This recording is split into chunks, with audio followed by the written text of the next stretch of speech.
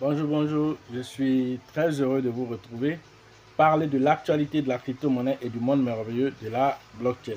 Avant toute chose, je souhaite bonne fête de Tabaski à tous les musulmans du monde entier, voilà, et à tous ceux même qui ne sont pas musulmans, qui sont en communion avec eux. Alors, bonne fête à vous tous, voilà. Et donc, ce matin, nous allons parler de Coinbase avec la SEC, le combat continue. Ensuite, nous allons parler de FTX. Nous allons parler de Ripple aussi, voilà. Ensuite, faire une lucarne sur BlackRock et son ETF. Voilà, donc pour ceux qui viennent de nous prendre en marche, activez les cloches de notification, abonnez-vous pour ne rien rater des prochaines vidéos. Alors, vous regardez le marché un tant soit peu. Il y a certains crypto-monnaies qui tirent les épingles du jeu pendant que d'autres sont encore en train de se chercher. Voilà, quand on prend le BRIC 24%, FTT qui est à 20%, alors le Bitcoin lui-même toujours dans les 30 000 $, 30 476 $, voilà. Et donc, tout ceci, c'est intéressant dans ce marché-là. Ça montre que le marché fait tant bien que mal son effort pour se maintenir. Voilà. S'il ne descend pas, c'est déjà bon. S'il se maintient, là, c'est déjà bon. Voilà, donc, c'est la tendance du marché qui est là. Voilà, donc, nous allons partir regarder l'article, voilà, qui nous intéresse ici. Nous allons commenter ensuite. Pour ceux qui viennent de nous prendre en marche, activez les cloches de notification pour ne rien rater des prochaines vidéos. Voilà, donc Coinbase, l'affaire Coinbase et la SEC, ça continue. Alors Coinbase vient de déposer une requête en justice contre la SEC pour, faire supprimer les plaintes de la SEC. Alors ils avaient déjà déposé une requête en justice, ça c'est une deuxième requête, cette fois-ci c'est pour supprimer toutes les plaintes que la SEC a proférées contre Coinbase. Ils demandent l'annulation simple de toutes ces plaintes. Alors qu'en est-il? On dit que Coinbase a déposé une requête de rejeter le procès que lui a récemment intenté la SEC des États-Unis. Dans la requête déposée aujourd'hui, Coinbase affirme que les actifs numériques en question ne sont pas des titres financiers. Voilà, donc une certaine liste de crypto-monnaies avait été identifiée par la SEC comme des titres financiers et que Coinbase n'avait pas fait les enregistrements nécessaires qu'il fallait avant de lancer ces crypto-monnaies sur sa plateforme. Voilà l'origine de cette plainte. Alors Coinbase proposait le trading non enregistré de 12 crypto-monnaies considérées comme des titres financiers security. Voilà, Coinbase a virement contesté cette allégation dans la dernière réponse. Alors cette fois-ci, ils vont plus loin. Alors Paul Grewal, directeur juridique de Coinbase, a déclaré les affirmations de la SEC vont bien loin au-delà de la loi 60 et devraient donc être rejetées. Voilà les affirmations, voilà le directeur financier de Coinbase. Alors dans un document déposé le lundi auprès du tribunal de New York, Coinbase a exprimé ses inquiétudes quant à l'interprétation des lois sur les titres par la SEC, suggérant que l'agence allait au-delà de son autorité légale. Alors le dépôt d'une plainte irrécevable souligne la détermination de Coinbase à tester les poursuites, à contester les poursuites de la SEC. Voilà ce qui est dit ici.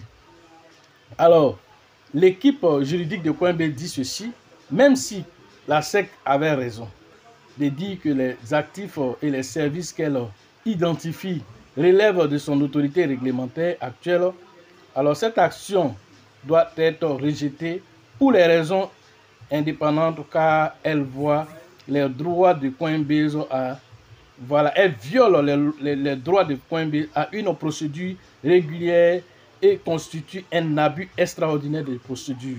Voilà ce que l'équipe juridique de Coinbase dit. Alors, donc, c'est un bras de fer que nous espérons qu'on va rapporter cela. Donc, tout ce qui est en train de se passer. Alors, concernant ces 12 actifs, alors il y a Solana, il y a ADA, donc je vais souligner ces crypto-monnaies en question là. On avait déjà fait des vidéos là-dessus. Voilà, donc voici ces crypto-monnaies ici: ADA, Solana, Matic, Send, Flow, XCP, Near Protocol et Dash. Voici les crypto-monnaies qui avaient été indexées par la SEC comme étant des securities. Alors du coup, Coinbase refute cela et refuse même de délister, voilà, ces crypto-monnaies. Alors la SEC même avait demandé aussi qu'on déliste aussi les crypto-monnaies telles que les crypto-monnaies qui sont difficilement identifiables telles que Dash, telles que Monero. Même Binance aussi a rejeté dernièrement aussi, voilà, le fait de pouvoir délister parce qu'il avait décidé aussi de délister. Mais quand il voit aussi son petit frère Coinbase qui est en train de, voilà, de lutter farouchement contre la SEC, Binance aussi a décidé de ne pas délister, voilà, les crypto-monnaies telles que les Monero, qu'on considère comme des crypto-monnaies totalement opaques. Parce que vraiment, lorsque tu fais une transaction avec Monero, alors c'est totalement opaque. On ne sait pas qui est l'émetteur, on ne sait pas qui est voilà, comment on appelle, les récepteurs. Alors c'est totalement comme si c'est dans l'air. Donc si tu t'amuses aussi à retracer aussi, on te dit il est en Côte d'Ivoire. Alors si tu cherches encore, on te dit non, il est aux États-Unis. Des États-Unis, il est à Singapour. Donc du coup, tu vas être en train de te promener comme dans les films, la manière ça se passe là. C'est ce que Monero, voilà, son protocole fait. Donc du coup, tous les régulateurs n'aiment pas Monero parce que vraiment, pour pouvoir retracer les informations sur Monero, c'est difficile. Alors c'est pratiquement impossible. Voilà. Autre information, voilà, concernant Ripple. Alors Ripple a été appelé par Singapour pour lancer les CBDC. Alors Ripple a été invité à les aider à mettre en place leur CBDC. Alors cette crypto-monnaie qui a aussi un procès depuis 2 ans contre la SEC. Alors nous voyons aussi que Ripple aussi résiste et avec toutes les informations que nous recueillons, nous savons que, en tout cas, Ripple est en bonne posture actuellement contre la SEC. Alors, si le procès de Ripple aussi, voilà, il le rapporte. Alors, s'il rapporte ce procès-là, alors la SEC sera en mal et va avoir beaucoup de difficultés pour pouvoir contraindre les autres plateformes, voilà, à suivre, voilà, les différentes, voilà, allégations. Alors, donc, nous espérons que Ripple aussi va continuer aussi. Parce que n'oubliez pas que Ripple travaille beaucoup avec les institutions. Alors, ils aident beaucoup tous ceux qui sont dans les banques centrales, ils aident toutes ces personnes-là, voilà, tous ces gouvernements. Alors, c'est Singapour qui l'appelle pour pouvoir lancer les CBDC. Alors, on leur a donné toutes les licences nécessaires pour s'établir à Singapour. Et ça, c'est une bonne, on va dire, c'est une bonne nouvelle pour l'adoption des crypto-monnaies. Autre actualité, l'ETF concernant BlackRock a beaucoup de chances d'être accepté. On va dire même 99,99% de chances d'être accepté. Pourquoi? Parce que BlackRock, on va dire, c'est la première institution mondiale de fonds d'investissement, alors qui a plus de 9 000 milliards de fonds qu'il gère, et il gère le fonds de certains États, il gère le fonds même de certaines institutions. Alors, dans tous les ETF qui ont été positionnés par BlackRock, la plupart ont été acceptés. Seulement un seul refus sur 500, voilà, ETF qui ont été proposés. Alors 500 sur 500, c'est seulement un qui a été refusé. Alors vous voyez que l'ETF maintenant Spot qui a été demandé, alors si ça, vous pensez que ça ne serait pas respecté parce que l'ETF sur le Bitcoin cette fois-ci là, alors ça serait du spot, ça veut dire que ce n'est pas du synthétique, mais c'est du réel. C'est des bitcoins réels qui vont être positionnés et c'est qui va gérer encore le côté custody. Alors c'est Coinbase. Alors BlackRock a fait un partenariat avec Coinbase. BlackRock va lancer l'ETF et ensuite maintenant Coinbase va garder les différentes crypto-monnaies dans son système de custody. Alors tout ça, ça dit quoi? Alors la SEC qui est en train de s'en prendre à Coinbase, BlackRock qui est l'une des plus puissantes plateformes, on va dire, fonds d'investissement mondial, s'associe à Coinbase. Alors ils vont leur donner tout ce qu'il faut pour se mettre en norme, pour ne pas qu'eux aussi, si d'aventure Coinbase avait des problèmes, ça peut réjaillir sur BlackRock. Alors BlackRock va tout faire aussi pour aider Coinbase à se positionner, voilà, pour ne pas se retrouver dans une mauvaise posture. L'un dans l'autre, il y a des accords qui vont sortir. Comme la monnaie Binance, finalement, a eu un accord avec la SEC. Je sais qu'avec Coinbase aussi, ça serait la même chose. Ils vont finir par trouver un terrain d'entente. Voilà, et puis voilà, les choses vont évoluer. L'un dans l'autre. L'objectif de tout ceci, voilà, nous allons vous expliquer plus tard parce que c'est FedNow qui est en train de venir aujourd'hui. FedNow, si vous ne le savez pas, c'est la crypto-monnaie au niveau des États-Unis. voilà, le dollar numérique qui est en train de venir. Alors c'est grâce à ce dollar numérique que tous ceux qui sont en train de faire, c'est lié à tout ceci. Parce qu'il faut affaiblir ceux qui sont déjà les leaders du marché afin d'envoyer ce dollar numérique là. C'est l'objectif qui a été donné. Alors ils ont mal compris que, alors ceux qui sont dans l'écosystème des crypto-monnaies aussi, ils ont les droits, ils savent aussi les devoirs. Alors ils sont en train de s'armer aussi parce qu'ils ont compris que finalement le régulateur américain n'a pas, en tout cas la SEC ne cherche pas à trouver un terrain d'entente, mais au contraire cherche à les anéantir carrément. Alors ils ripostent rigoureusement et ça, la SEC n'avait pas vu cela venir et donc ils seront obligés de trouver un compromis comme avec Binance pour que voilà, chacun puisse évoluer dans son écosystème, même si de façon concomitante vous allez collaborer ensemble, mais c'est dans le respect des normes de chacun que vous allez collaborer. Et c'est l'utilisateur final qui va choisir le meilleur système. Parce que c'est l'objectif final, c'est que les utilisateurs qui vont utiliser, même si Ferdinand on nous dit que ça serait au niveau des institutions d'abord, mais par la suite, ça va s'étendre aux clients utilisateurs voilà, lambda. Alors, ce qui veut dire que n'importe qui pourra utiliser le dollar numérique plus tard, ce qui veut dire que nos droits aussi à la liberté, voilà, des transferts aussi vont être surveillés. Alors, l'un dans l'autre, il faudrait que vraiment les crypto-monnaies puissent exister et exister sous la forme qu'ils sont aujourd'hui, même s'il y en a qui seront réglementés.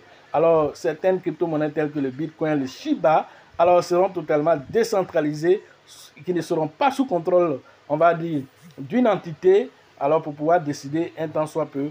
L'un dans l'autre, nous allons faire des vidéos spécialement sur, voilà, qu'est-ce qui se cache derrière les attaques, comme on appelle, répétées de la SEC.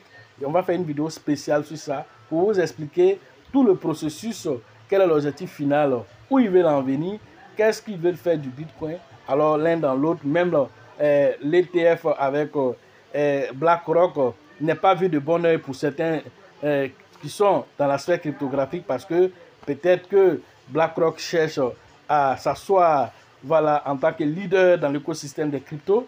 Alors ils ne vont pas laisser MicroStrategy voilà, contrôler les choses avec plus de 600 000 bitcoins. Alors si BlackRock rentre dans l'écosystème des crypto-monnaies avec son ETF, alors c'est pour venir prendre beaucoup de millions de bitcoins.